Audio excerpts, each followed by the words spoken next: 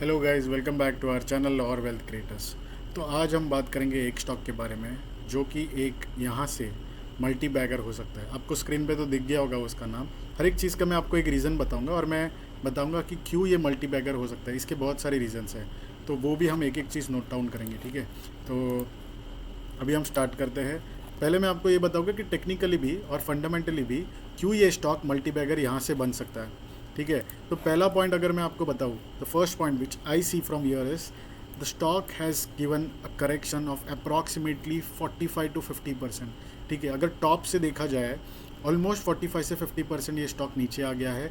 और इस स्टॉक को ये प्राइस पे आने के बाद अगर आप देखो तो ऑलमोस्ट 1 ईयर पहले का जो प्राइस है, ठीक है, जो अप्रैल 24 का जो इसका प्राइस था उसके आसपास ये अभी आ चुका है। तो इसलिए एक अच्छा खासा सपोर्ट रेंज में आ गया है। अगर मैं मंथली चार्ट्स को अगर दिखाऊँ तो मंथली चार्ट्स पे आप देखो तो ऑलमोस्ट एक डिमांड जोन में आ जा रहा है। वीकली चार्ट्स में भी देखो तो भी एक डिमांड जोन के पास आ जा रहा है। तो यहाँ पे ये जो स्टॉक है अच्छा खासा, इस स्टॉक का नाम क्या है वो तो आपको पता चल गया होगा, बट फिर भी मैं बता देता हूँ। ये स्टॉक का नाम है CDSL। CDSL क्या होता है कि सेंट्रल डिपॉजिटरी सर्विसेज, ठीक है। तो जो भी हम स्टॉक्स लेते हैं उसका एक सेंट्रल डिपॉजिट होता है। सो आप BSE से लो, NSE से लो, तो इसका एक सेंट्रल डिपॉजिट है और वहाँ पे ये अब हमारे सारे जितने भी लोग स्टॉक मार्केट में इन्वेस्ट कर रहे हैं सारे स्टॉक्स वहाँ पे होते हैं और ये कंपनी उसको हैंडल करती है, वो बिज़नेस को हैंडल करती है।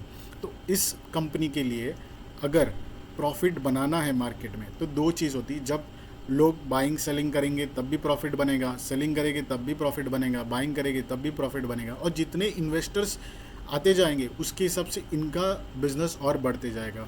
तो अगर कुछ टाइम में देखो तो काफ़ी इन्वेस्टर्स आ गए थे। तो पहले अगर अब मैं आपको बताऊँ, मार्च 23 में 500 रुपये के आसपास था, वहाँ से 2000 गया, 2000 के आसपास जाके अभी फिर से 1070, 1050, 1050, 1000 के आसपास आ गया है। So now this is a right time for this stock and it's a very good support. Now let us go fundamentally. अगर फंडामेंटली स्टॉक की बात करें तो market cap 22,000 crore, 22,000 crore is the market cap. Book value is around 73, stock P is only 40, which has to be given a premium because it's an monopoly business, right. यहाँ पे कोई और market कल उठ के कोई स्टार्टअप कंपनी चालू नहीं कर सकते because it's a government recognized and government has to form this. So there is only one competitor for this is CDSL and NSDL. So there is no other competitors in the market. So this is a monopoly business, and because of this, this company has a very good advantage to have and to take more and more business out of this. Now coming to other parts, ठीक है, जो हम देखते हैं इसका usually P ratio. तो P ratio जो average P ratio है वो भी अप्रॉक्सीमेटली अगर हम देखें तो 40 के ऊपर है, अराउंड 43, ठीक है। तो अभी जो करंट पी है वो कितना चल रहा है, 40 के आसपास, और एवरेज पी अराउंड 45 है। तो उसके हिसाब से भी अगर देखा जाए तो स्टॉक काफ़ी अंडर वैल्यूड है। Now going to other things which is quarters, तो हर एक क्वार्टर में कंपनी प्रॉफिट ही बना रही है। लास्ट क्वार्टर में थोड़ा प्रॉफिट कम आया है बट लॉस मेकिंग तो नहीं है। अगर ईयर ऑन ईयर प्रॉफिट भी देखा जाए तो 22,200 और 400, 555 करोड़ का इस साल भी प्रॉफिट होने के चांसेस है। अगर मैं बैलेंस शीट की बात करूँ तो रिजर्व्स देखो, 1320 करोड़ का इनके पास रिजर्व्स है। बोरोइंग्स ना के बराबर है, एकदम नेग्लिजिबल है। अभी कंपनी के इन्वेस्टर्स की बात करें तो जैसे मैंने बनाया कि ये एक गवर्नमेंट रिकॉग्नाइज्ड है, तो गवर्नमेंट के हिसाब से कौन है, BSE। तो BSE के पास इसका 15% इसका होल्डर है और BSE इसकी क्या है, प्रमोटर्स है। अपार्ट फ्रॉम दिस अगर FIs देखो, FI पूरे मार्केट में बेच रहा है बट कौन सा स्टॉक खरीद रहा है, CDSL। सो ये एक सबसे बड़ा पॉइंट अगर मैं आप लोगों को बताऊँ तो ये एक सबसे बड़ा पॉइंट हो जाता है कि FIs आर बाइंग, ठीक है। तो अगर देखो तो पूरे मार्केट में लोग बोल रहे हैं कि स्टॉक मार्केट में सेलिंग है, बट इस स्टॉक में FI बाय कर रहा है और यहाँ पे सेल कौन कर रहा है, सेल कर रहे हैं कौन, सेल कर रहे हैं DIS और पब्लिक। सो देखो दोनों का शेयर होल्डिंग कम हो गया है बट FI का शेयर होल्डिंग ऑलमोस्ट 4% बढ़ गया है। तो कौन सा स्टॉक FI बाय कर रहा है ये भी इंपॉर्टेंट है। पूरा मार्केट बेच रहा है, ठीक है। पूरे मार्केट में FIs की रोज़ आप देखो कि FI ने लास्ट मंथ में 1 लाख करोड़ बेच दिया, 50,000 बेच दिया, 80,000 बेच दिया। लोग सब यही बातें कर रहे हैं, सब जगह न्यूज़ चैनल पे भी यही चलेगा। बट आप ये देखो कि ये स्टॉक FI बाय कर रहा है, तो इसके लिए एक बहुत बड़ा पॉजिटिव पॉइंट हो जाता है। दूसरा पॉजिटिव पॉइंट जैसे हमने बताया कि इसका जो पी रेशियो है, P ratio is under valued, ठीक है। सो पी रेशियो बिलो एवरेज, ठीक है। ये एक दूसरा पॉइंट हो गया जो कि इसको एक मल्टी बैगर की तरफ लेके जाता है, ठीक है। तीसरा पॉइंट जो हमने पहले डिस्कस किया, 50% करेक्शन, 50% करेक्शन फ्रॉम टॉप, ठीक है। ये एक तीसरा पॉइंट हो गया। सो अगर आप देखो तो 50% करेक्शन भी है और एफ इसको बाय कर रहा है, ये सबसे बड़ा पॉइंट है। पी रेशियो के नीचे है, 50% करेक्शन हो गया है, मोनोपोली बिजनेस है, ठीक है, जो BSE का है। और NSDL जो मैंने बताया जो लिस्टेड नहीं है, लिस्टेड खाली CDSL है, जो नॉन लिस्टेड है वो NSDL है जो कि इसका कंपटीटर है। बट दोनों कंपनी जो है वो गवर्नमेंट बेस्ड है। सो इनके तीसरा कंपटीटर आना अभी के लिए तो पॉसिबल नहीं है। Now let us see further things in technicals also.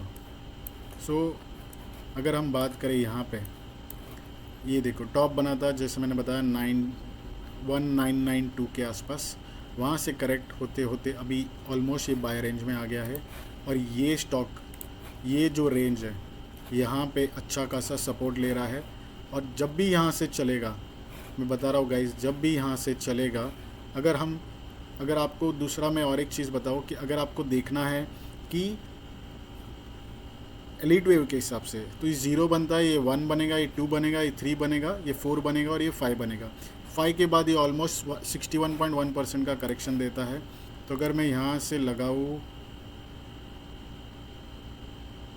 तो ये देखो ऑलमोस्ट यहाँ पे आ गया है, जो कि इसका करेक्शन यहाँ पे कंप्लीट होता है एलीट वेव के हिसाब से भी।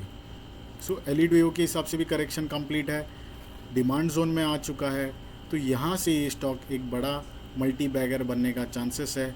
मेरा अगर टारगेट कोई मुझे पूछेगा तो 2000 के ऊपर ही होगा। So don't just buy because of me, do your own analysis. This video is only for education purpose. Try to learn from this, then do your own analysis, ठीक है। अपना खुद का एनालिसिस करो और उसके बाद देखो। बट मेरा एनालिसिस मैं आपको बताना चाहता हूँ, और इस हिसाब से ये स्टॉक एक अच्छा खासा करेक्शन दे चुका है, बहुत ही अंडर वैल्यूड हो चुका है। FIS भी बाई कर रहा है, पी रेशियो भी अच्छा है, करेक्शन भी आ चुका है, मोनोपोली बिजनेस भी है।